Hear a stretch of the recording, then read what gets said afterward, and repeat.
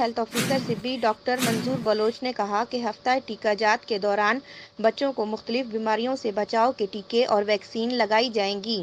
ٹیکہ جات ہفتہ مہم کو کامیاب بنانے کے لیے سول سوسائٹی، اساتذہ کرام، علماء کرام اور قبائلی عمائدین اپنا کردار ادا کریں اور اس مہم کو کامیابی سے ہمکنار کریں۔ ان خیالات کا اظہار انہوں نے ڈویژنل ہیڈ کوارٹر اسپتال سبی میں ایک روزہ آگاہی مہم کے سلسلے میں منعقدہ سیمینار سے خطاب کرتے ہوئے کیا۔ سیمینار کے شرکاء کو deputy D H O Sibi doctor Abdul Qadir Haroon نے آگاہی دی۔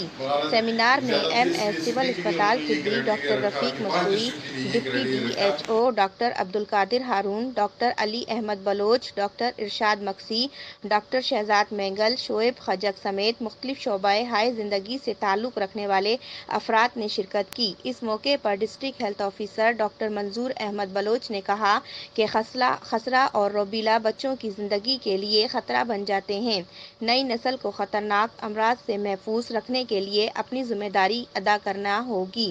انہوں نے کہا کہ سبی میں خسرہ اور روبیلا کے خلاف آگاہی مہم کو کامیابی سے ہمکنار کرنے کے لیے ہم سب کو ٹیم ورک کی صورت میں کام کرنا ہوگا۔